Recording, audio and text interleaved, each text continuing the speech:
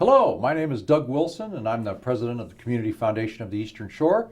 And I'll be your host today on this new edition of the Community Foundation Spotlight. And the first thing I wanted to do before I introduce our guests is to wish everyone a very happy new year, since it is our first show of the new year. Huh?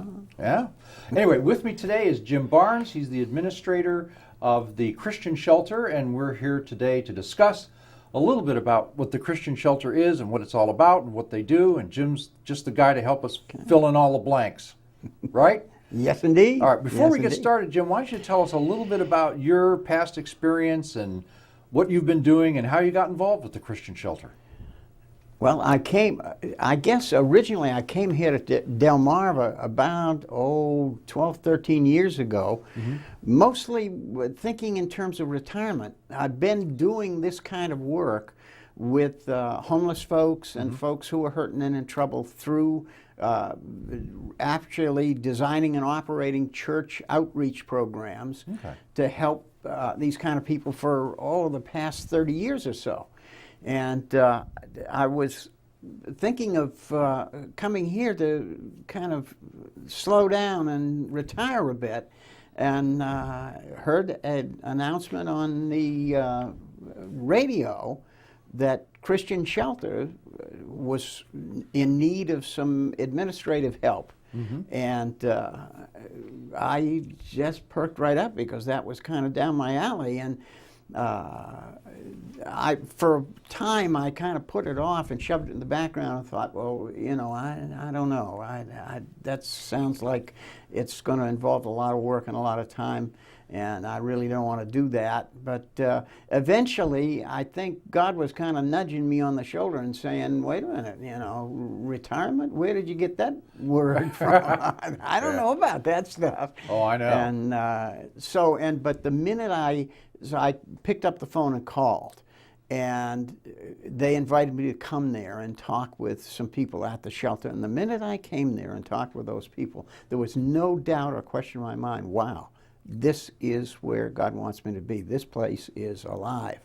And so that's how you ended up where you are. Board. Yeah. Well, good for you. I know I retired from the hospital here after 30 years, and my plan was to, just to relax for a while. Yep. Well, my retirement lasted 29 days. So I know kind of what you mean. Yeah. Well, tell us a little bit about how the Christian Shelter got started here, how long it's been around. Well, the shelter's actually been in existence for 32 years. Okay. They started back in 1979, 1980, with a small group of church folks from different churches around the city who used to get together on Tuesday mornings for breakfast and then to pray. And for some reason or other, and it may have had something to do with a newspaper article, a homeless person who froze to death out in the cold or something, but it got their attention. And they began to feel like they ought to be thinking about doing something about this. And they prayed about it. And the more they prayed, the more convinced they were that God was saying, I want you guys to do something. And they said, well, what can we do? We have no money, we have no experience, and we have no buildings. How do we deal with homelessness? And as God said, you just keep praying and I'll show you what you're gonna do. And they did, and pretty soon one of the churches said, well, we've got an old building in the back of our property that you could use for a shelter. And they took a look at it, and it was pretty badly deteriorated. And they said, tough. whoa, what are we going to do with this? But they put the word out to the churches. On Saturday, we're going and rehab this building, start working on this building to turn it into a shelter. And they had a wonderful crowd of folks came out and brought tools and materials, and they went to work and they turned that old building into a little shelter. Great. Who can stay at the shelter? Anybody who has no place to stay and needs it, men, women, and children. The only restrictions would be if you're under 18, you've got to be accompanied by a parent or a legal guardian. And you've got to be, we have to have some kind of ID, proper identification. And you've got to be willing to abide by the rules of the shelter, to accept a certain amount of discipline and abide by the rules and procedures of the shelter. And that's about it. So how many people does your facility accommodate? How many people stay there on average? Right now, we just recently completed, in fact, an addition to the shelter of some great. more family rooms because we had only a small number of family rooms, and we found that we were having to turn families away for lack of space, and that's one of the toughest things in the world, is especially in the winter, to have a family come through that door and little children looking at you and they're shivering and cold and saying, please, can't we have a place to stay? And you have to say, gee, I'm sorry, but we don't have any room. That's hard. So we felt like God was saying, you need to put some more family space in there. So over a period of 2 years, with a lot of help from the community and a lot of various areas of the community, we were able to get, let's see, about eight or so new family rooms constructed. Great. And they are now up and running. So our capacity has expanded. We were formerly about 50 people. And now we're up to about 72 total capacity. We're just finishing the furnishing and equipping of those new rooms. So they're kind of opening gradually as we get the furnishings in and get them set up. Yeah. How long do people stay there? Well, a maximum length of stay that we say generally is 30 days. Now, that's not carved in stone. And if a person is really making a serious effort to find a place to live and get a job, and they run short of time and they need a little bit more time, we can work that out. But generally, because there are more people in need than we have room for, why we do have to put a time limit on there. Sure. To avoid the same people just coming back all the time. Right. You know, before the show started, you and I were talking, and you know, this time of year right now when it's bitter cold and we just had a snow last night, you know, is the demand for the shelter, does it go up? But then you'd said, well, actually, strangely, yeah, explain that. Well, because especially when the weather's bad in winter and around holiday time, there's a little more community awareness of the problem of homelessness and more sympathy towards folks who are homeless. And even families will let family members who are homeless come and stay with them when it's cold and the weather's bad for a period of time or during the holidays.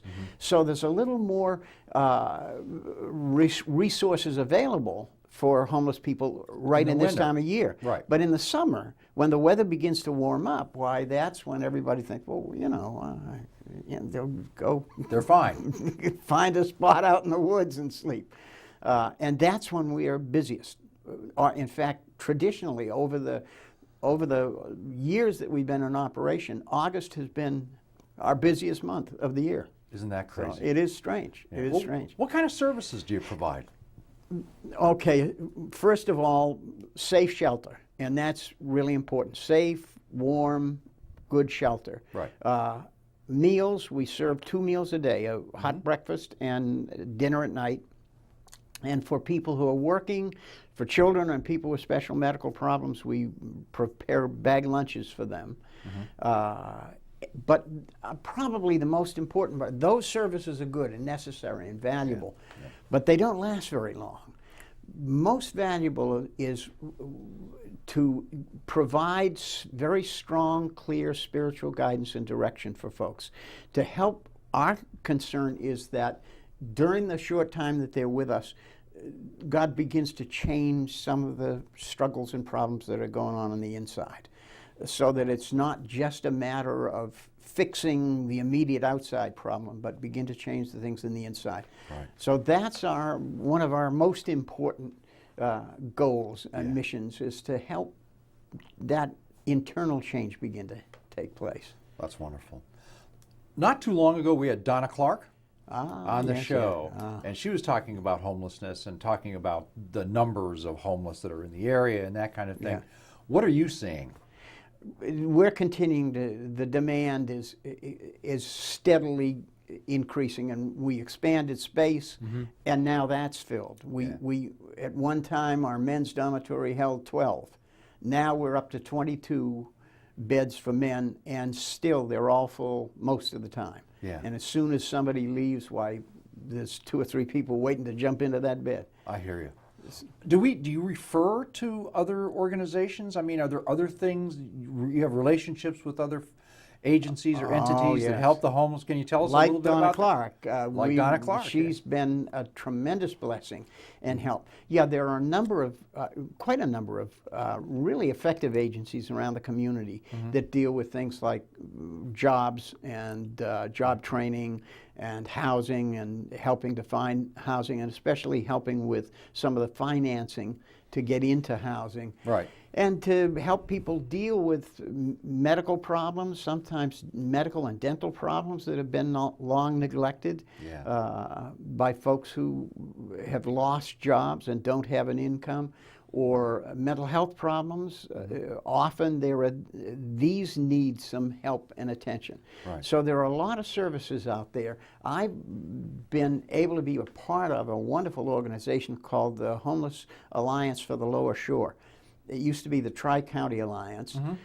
This is an organization that has representatives from about 20 different agencies and organizations in the community, in this Tri-County area, that work with homeless people. And we get together on a monthly basis, and we have subcommittees that meet more often than that, dealing with a little more effective coordination of all of our services. Wow. So we don't step on each other's toes or waste resources repeating what... Coordinate. Yep. Yeah. Well, that's good. I just want to remind our viewers that you're watching the Community Foundation Spotlight. I'm Doug Wilson from the Community Foundation. As with me today is Jim Barnes, who's the administrator of the Christian Shelter, and we're talking about the homeless and his shelter and the services that are provided. And I was just, could you give me kind of an idea of what the typical homeless family or homeless person is? What are their characteristics? Are they? Okay, well, I would say there is no typical homeless, because the range goes, it would fall into roughly 3 categories, I would say, of folks. Okay. One of them, probably the smallest category, is people who are homeless by circumstances, unforeseen circumstances that are through no fault of their own. Right. That just need a quick temporary hand up, and they'll get back on their feet. That's probably the smallest group, and that most often you'd find couples, married couples will fall under that. Somebody who loses a job, right? And the economy's been but bad. has good potential and is able to get back on their feet fairly quickly. The second is the largest group that we see, and that's people simply are not able to keep up with a tough economy, and competition for jobs is very difficult. And these are folks who, for a variety of reasons, just can't keep up and keep pace, can't get a decent job and hold it for a long time. Right. And until they're able to build a little equity and strength and stability in their lives. And these would be folks who perhaps some kind of medical problems. Oh, I see. Prolonged medical problem, some kind of serious illness or accident that holds them up for a long piece of time. And when you stop and think about it, for many of us are in the situation where if we weren't getting a paycheck for a month, 2 months in a row, we might have a little difficulty coming up with the rent. Right. So there's a substantial number of people who are in that category, and often their difficulty keeping up may stem from the fact that they have very limited education. They perhaps have not a good job history, and have been in and out of jobs, and so they have difficulty settling into and growing in something. Yeah. Then the last category would be those people who are unable to keep up by choice, who don't want to keep up. They just, and I think in many instances we're talking about folks for whom their whole motivation in life is just instant gratification. I just want to, I'm going to make my choices are all going to be based on what makes me feel good right now. Right. And that, we're talking about folks who may be involved with drugs or may be involved with criminal activity and that kind of thing. And that's probably the bulk of that group would be single men, single women. Right. I see. Tell me about the staffing and the hours of operation. I know some shelters are actually closed during the day, then they open up at night or something? Well, we're 24/7 operation, but our principal activity the residents are in the shelter during the night, between 4 in the afternoon and 8:30 the next morning. That's the time when the most activity is going on. I see. And so that's the bulk of our staff, our regular staff, are night people. Right. They come in at 5 and they work until 8 the next morning. And we have now quite an interesting mix of folks, about 10 people who work different nights and alternate with one another. And that's a long stretch from 5 in the evening till 8 the next morning is kind of a long stretch. So now, are they kind of staff and volunteers, or are these all paid staff? Most are paid staff. There are a few volunteer nights, but because that's a very responsible job. Correct. And that's a difficult situation they're in because they're in charge of managing the shelter, and when you're dealing with 50 homeless folks, many of whom are coming off the street, coming out of a lot of chaos and confusion, and have difficulty orienting themselves to rules and structure and curfews and that sort of thing. Why, it's not an easy thing dealing with that. And these are all folks whose primary background, whose primary strength and skills are in the spiritual area. Correct. Yeah. These are folks who have been probably very much involved in local churches and have become leaders in local churches and are able to really provide some strong leadership in that shelter at night. Yeah. Then we have a few administrative staff during the daytime, like myself, that handle the operations, the less difficult details. I hear you. Probably not less difficult. Listen, do you see the homelessness increasing, decreasing, staying about the same? And it's no question it's been increasing. No question at all.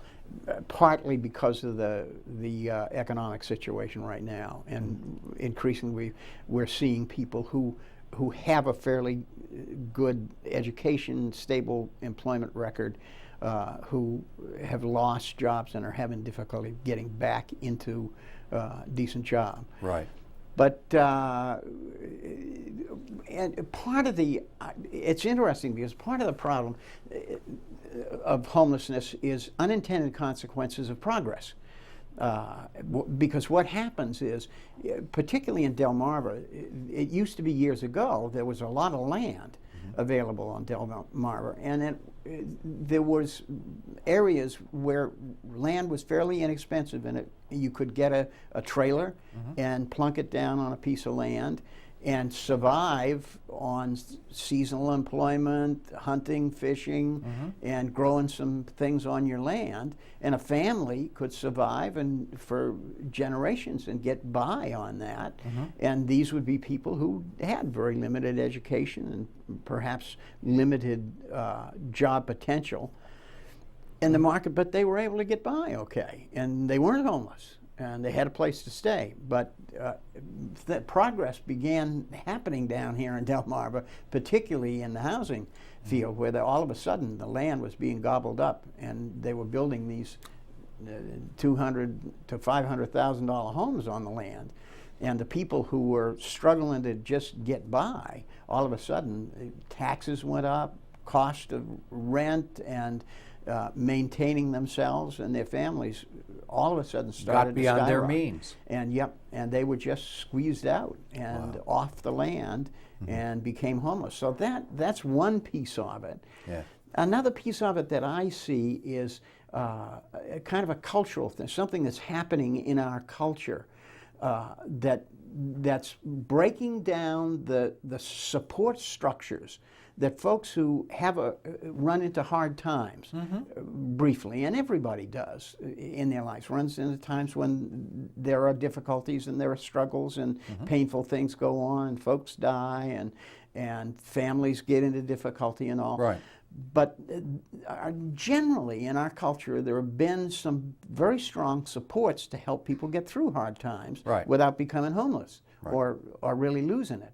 And one of those things is religious faith, is faith in God. And another one is family and the support of the family. And those have been traditionally great supports. And it seems to me that particularly over the last 20, 30 years, our culture has begun to change, and the families have begun to break down, and it's popular nowadays to say things like it takes a village to raise a child instead of a family, and the village is often in Washington, D.C. Right.